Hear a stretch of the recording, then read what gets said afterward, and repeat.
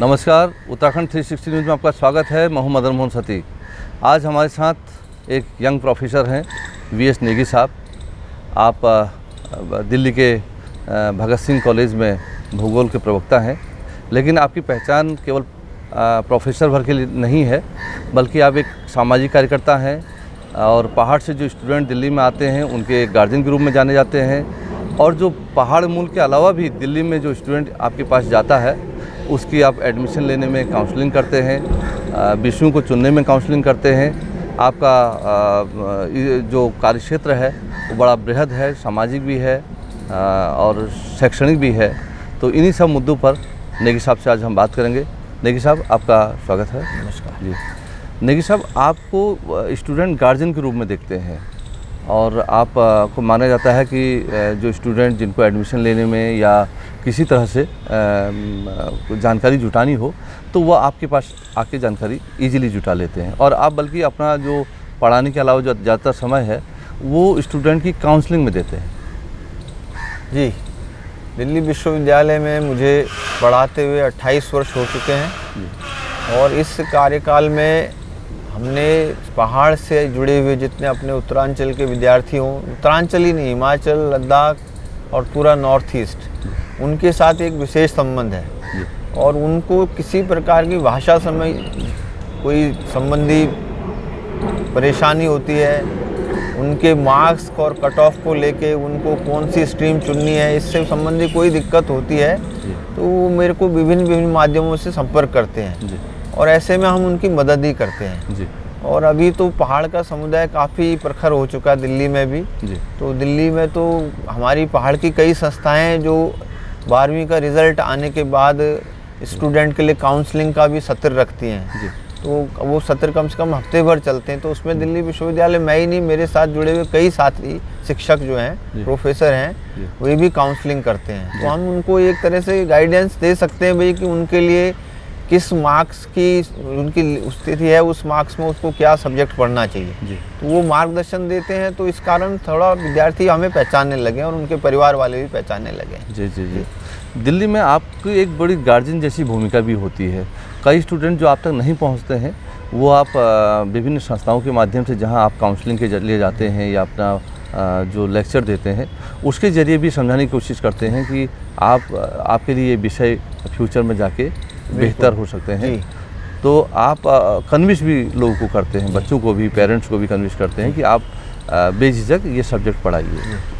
होता क्या है कि हर एक जो पिता है, माता है, वो अपने बच्चे को साइंस पढ़ाना चाहते हैं और चाहे बच्चे के मार्क्स 60% हो, 70% हो, 80% हो, उनकी प्राथमिकता साइंस पढ़ाने की रहती है। तो ऐसे में हम लोगों की भूमिका महत्वपूर्ण हो जाती है, क्योंकि हम इतने समय से विश्वविद्यालय में हैं, हमें पता है किस कॉलेज में कौन से कोर्सेज हैं और कितने मार्क्स पर बच्चा कहाँ जा सकता है। तो जब ये काउंसलिंग सेशंस होते हैं, इसके अतिरिक्त जो पहाड़ से निकलने वाली पत्र पत्रिकाएँ हैं उसमें भी हम लोग मार्गदर्शन करते हैं उनका। और जब एडमिशन्स चल रहे होते हैं तो निश्चित रूप से आज तो फेसबुक और व्हाट्सएप का माध्यम है, इसके माध्यम से भी जो इच्छित छात्र हैं, जो जिनको इंटरेस्ट है, वे लोग संपर्क में रहते ही हैं। और जैसे अपना गढ़वाल हितैषणी सभा है, वो तो निरंतर 12वीं के छात्र जो पास होते हैं उनको पुरस्कार भी देते हैं। उसके बाद आगे के लिए उनको क्या निर्णय लेना चाहिए, कोई एनडीए में जाना चाहता है, कोई एमबीबीएस करना चाहता है, कोई बीए पास करना चाहता है, बीकॉम करना चाहता है या उसको बीएससी करनी है, इस तरह की भी काउंसलिंग हम देते हैं जी। तो पिछले दिनों नेगी साहब मैं वो गढ़वाल के कुछ इलाकों में गया था और कुछ कुमाऊं में भी हम लोगों ने जब काम किया तो वहाँ कई स्टूडेंट से हमारा मिलना हुआ, कुछ स्कूलों में भी मिलना हुआ। तो उनका कहना ये था कि आप वहाँ जा कर के भी लोगों को या स्टूडेंट को या पेरेंट्स को काउंसलिंग सेशन आपका चलता है। हाँ, ऐसा होता है कि मेरा विषय है भूगोल जी, और उत्तराखंड में हमारे कई जो है सामाजिक परियोजनाएं चल रही हैं। एक टेहरी हाइड्रो डेवलपमेंट कॉरपोरेशन का प्रोजेक्ट हमारा टेहरी गढ़वाल में चलता है। उसके चले ही हम लोग धारचूला हो गया, चमोली हो गया, माणा नीति तक हम लोग होके आते हैं। और इसके साथ साथ श्रीनगर जो शिक्षा का केंद्र है, वहाँ भी हम सेमिनार्स में जाते रहते हैं। अल्मोड़ा जाना होता है, नैनीताल जाना होता है। तो इसमें कई लोकल विद्यार्थी संपर्क में आते हैं।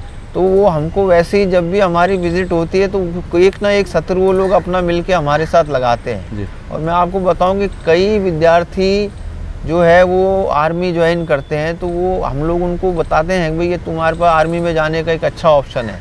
अब खेल भी बढ़ रहे हैं, तो खेलों की स्थिति बढ़ रही है, तो पहाड़ में जो लोग प्रतिभाएं छिपी हुई हैं उनको बताना कि खेल भी एक अच्छा अंग है। तो आप कहेंगे जो नरेंद्र नगर, टिहरी और देहरादून में कुछ अच्छे बच्चे निकल के आए हैं हमारे अंतर्राष्ट्रीय बैडमिंटन में निकले हैं, लॉन्ग जंप में निकले, फुटबॉल और हॉकी क्रिकेट में भी निकल आए हैं। तो ये जब इनको हम दिखाते हैं आपस में इंटरेक्शन में, लोगों को बताते हैं, तो बच्चे उसमें भी आगे आ रहे हैं। और आज एक नया क्षेत्र है कला का क्षेत्र, कि ये हमारा डांस, गायन, एक्टिंग, इस क्षेत्र में भी बहुत सारी उत्तराखंड की एकेडमीज चल रही हैं, तो उनके साथ भी उनको जोड़ना। और अभी मैं कहूँगा एक हमारा बालक है गुसाई, उसने बहुत सुंदर एक अपना यूट्यूब चैनल में अपना लॉन्च किया अपना गीत। तो उस गीत को लिखने वाले दिल्ली विश्वविद्यालय के पहाड़ के हमारे शिक्षक हैं, तो प्रोफेसर हैं हिंदी के। तो इस तरह से काफ़ी अब आपस में इंटरेक्शन बढ़ चुके हैं जी। और सर आप पहाड़ में जो हाइड्रो प्रोजेक्ट चल रहे हैं, या कहेंगे उसको पर्यावरणीय जो चेंज आ रहा है या ग्लोबल चेंज, उन पर लेख भी आपके छपते रहते हैं? लेख हमारे निरंतर 25 वर्षों से शोध लेख लिखे जा रहे हैं। और मैं आपको बताऊं कि ये CSR होता है, कॉरपोरेट सोशल रिस्पॉन्सिबिलिटी। इसके साथ जितनी परियोजनाएं चलती हैं, वे परियोजनाएं अपने क्षेत्र में सामाजिक और आर्थिक विकास का काम भी देखती हैं। तो उनके प्रोजेक्ट हमारे चल रहे हैं। टिहरी गढ़वाल में करीब 25 गांव में हमारा काम चल रहा है, जहां पर हम लोगों को आजीविका संवर्धन, उनको IT संबंधी शिक्षाएँ, उनको हम कंप्यूटर की शिक्षा, उसके साथ साथ रोजगार परक शिक्षा, ट्रेनिंग, इस तरह की चीज़ें हमने वहाँ पर कराई हैं।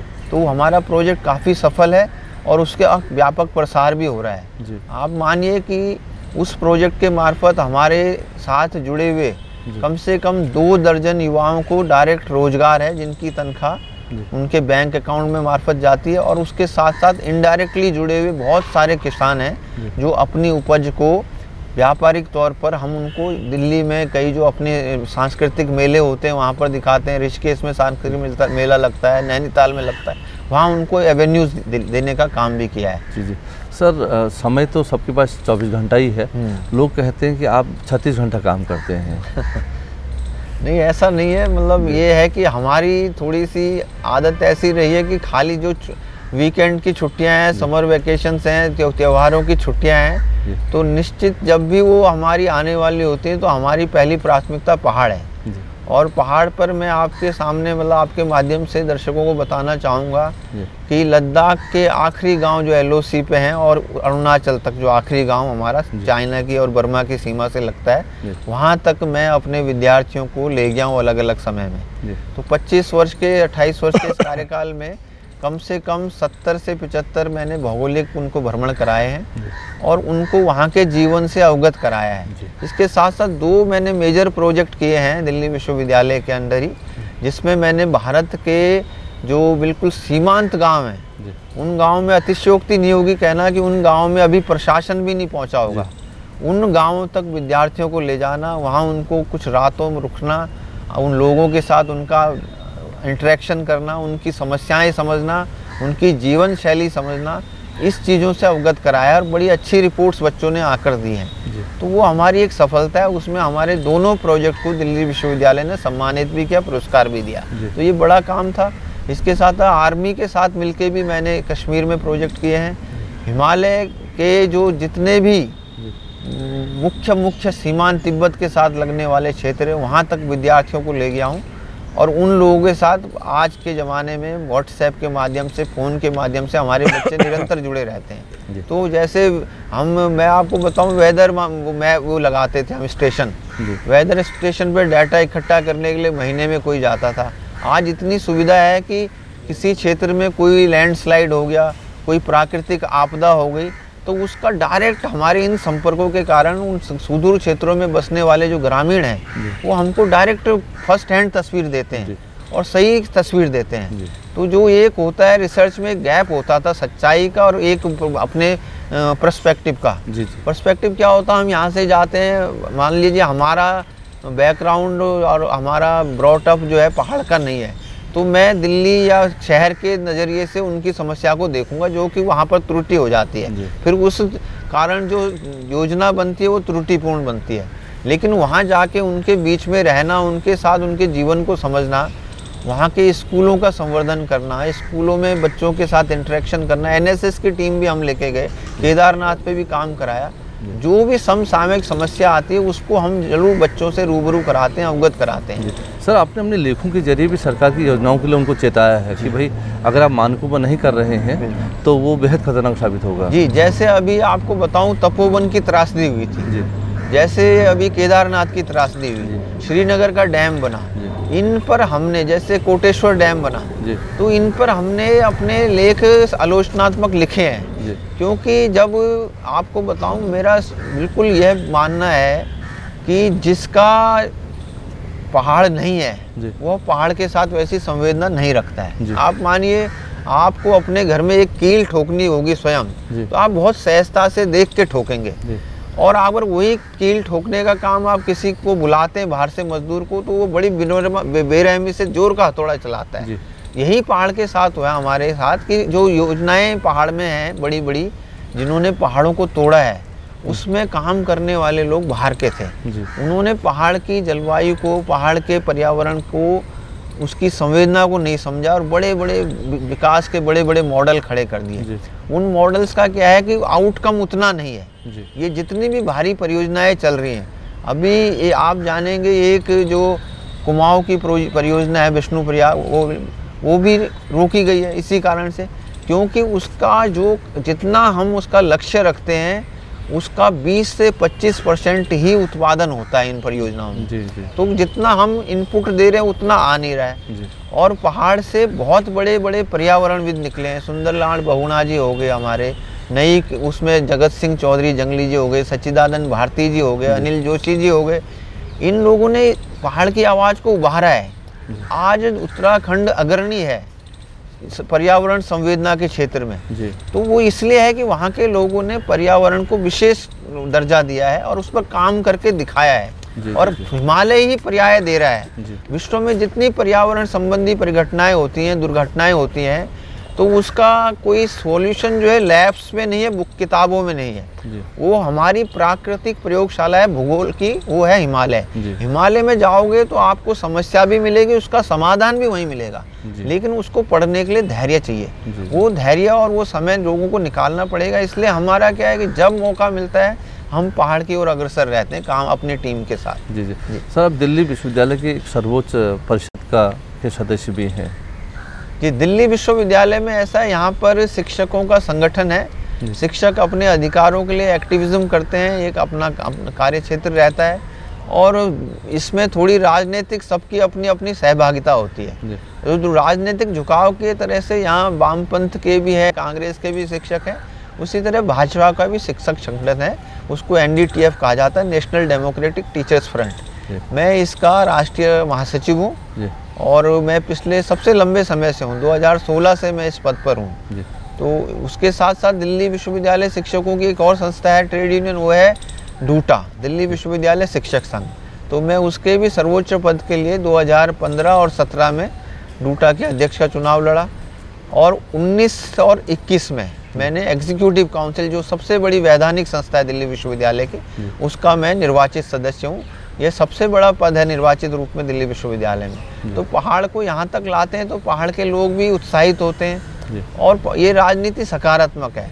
ये राजनीति को हम नया पर्याय देना चाहते हैं कि धरने, प्रदर्शन, आंदोलन बंद कर देना, उपद्रव करना, नारे लगाना, उससे ज़्यादा, क्योंकि हम जिस संगठन से आते हैं उसमें यही किया जाता है कि खूब करेंगे काम और काम के लेंगे पूरे दाम, ऐसी अपनी परंपरा है। तो हम लोग आज सरकार के सम्मुख अपनी बातें रखते हैं, उनको मनवाते हैं, कन्विंस करते हैं। और आज दिल्ली विश्वविद्यालय में एक ऐसा संयोग बना था कि अभी दिल्ली विश्वविद्यालय के संयोग के समय हमारे भारत के शिक्षा मंत्री भी पहाड़ से थे और एक ऐसी घटना और घटी कि हमारे दिल्ली विश्वविद्यालय के वाइस चांसलर भी हमारे पहाड़ से थे। तो एक ऐसा वातावरण सकारात्मक बना कि रिकॉर्ड कार्य पिछले 8-9 महीने में दिल्ली विश्वविद्यालय में इस रचना के कारण हुआ, जो ये सम्मिश्रण हुआ और ये इस तरह की घटना घटी। तो बहुत 8 साल में, 8 महीने में 15-15, 16-16 साल रुके हुए प्रमोशन रिलेटेड काम, शिक्षा के उसके डिजिटाइजेशन का काम, IT का काम, लैब्स का काम, नई शिक्षा नीति के विभाग में प्रसार का काम, ये सारे काम दिल्ली विश्वविद्यालय ने आगे आकर किए हैं। तो इस समय पहाड़ के लोग अपना पूरा भूमिका ईमानदारी से अदा कर रहे हैं और पहाड़ के दिल्ली विश्वविद्यालय में कम से कम उत्तराखंड के 175 के करीब शिक्षक हैं। जी वो सभी आपस में जुड़े हुए हैं और एक सुर में उत्तराखंड की बात भी रखते हैं और यहाँ पर शिक्षा के संवर्धन की बात भी रखते हैं। जी सर, पिछले दिनों हम रुद्रप्रयाग में गए थे, तो वहाँ कुछ लोगों ने कहा कि BS नेगी यहाँ से चुनाव लड़ सकते हैं। क्या ऐसी कोई योजना आपके मन में है या ये बात लोगों के मन में है? देखो, लोगों के मन में हो जाती है जब हम चैनल्स पर आने लगते हैं, पत्रिकाओं में आने लगते हैं, समाचार पत्रों में स्थान बनाने लगते हैं, तब ऐसा लोग सोचने लगते हैं। लेकिन ये थोड़ा आप परिपक्व सोच है। अभी मैं सर्विस में हूँ और बहुत संतोषजनक ढंग से मैं अपना काम कर पा रहा हूँ, पढ़ाने का, पठन पाठन, लेखन और रिसर्च का, शोध का। और मेरी सर्विस भी अभी 12-13 वर्ष बाकी है। और अच्छा अवसर है कि हम अपने पहाड़ के बच्चों को इस मंच के आधार से मैं उनको बहुत, मतलब मैं संतुष्ट हूँ कि मैं उनके लिए जो कर पा रहा हूँ। आप बताएं, मैंने एग्जीक्यूटिव काउंसिल का सदस्य होने के बाद एक विचार यह भी रखा है कि उत्तराखंड में, मैं आपको बताऊं, हम माणा के पास आर्मी की पोस्ट पे गए, वहाँ महिला सैनिक थे और वो सैनिक थे केरल से, झारखंड से, महाराष्ट्र से। तो मन में विचार आया कि हमारे पहाड़ में पढ़ा लिखा नौजवान जो युवा है और ख़ासकर महिलाएं हैं, उनके लिए एक विशेष ड्राइव आर्मी में भर्ती का होना चाहिए। ऐसा मैंने विभिन्न मंचों पर साझा किया है। उसका कोई राजनीतिक मतलब नहीं है, लेकिन मैं सच में चाहता हूँ कि पहाड़ की पढ़ी लिखी जो युवतियाँ हैं, उनको इस क्षेत्र में, जहाँ की मतलब विपरीत परिस्थितियों में दूर दराज के क्षेत्रों की, गर्म क्षेत्रों के लोगों को हम लाकर यहाँ सर्विस पर करते हैं, उनका भी स्वागत है। लेकिन यहाँ पर ज़्यादा सहज और ज़्यादा सुगमता से पहाड़ की युवतियाँ काम कर पाएंगी, जो ITBP में उनको अगर स्पेशल ड्राइव से दिया जाए मौका। तो ये इस तरह की चीज़ें हम रखते रहते हैं अलग अलग मंचों से, और निश्चित रूप से सरकार इन पर ध्यान देगी, क्योंकि आजकल परिस्थितियाँ भी अनुकूल हैं और ये सरकार है कि कोई सकारात्मक विचार अगर चला जाता है तो उस पर थोड़ा सोच विचार करके आगे बढ़ती है। तो मुझे आशा है कि हमारे पहाड़ में जो बढ़ती हुई पढ़ी लिखी बेरोजगारी है, उसकी दिशा में निश्चित रूप से रास्ता खुलेगा और इससे पहाड़ की जो है एक आत्मनिर्भरता भी मजबूत होगी और पहाड़ का जो कार्यतंत्र है उसमें भी परिवर्तन होगा। क्योंकि ऐसे माना जाता था कि पहाड़ अब खाली हो रहे हैं क्योंकि महिलाएं विवाह करके अपने शहरों में चली जा रही हैं। लेकिन महिलाएं जब खुद रोजगार में होंगी तो निश्चित रूप से पहाड़ पे जो हुआ उसका पुनर्जन्म और पुनर्स्थापना होने की जो हमारी व्यवस्था थी उसको नया रूप मिलेगा, ऐसा मेरा मानना है। जी। Thank you sir, thank you. आपसे बातें हुई, बड़ी अच्छी बातें रही। बहुत बहुत धन्यवाद।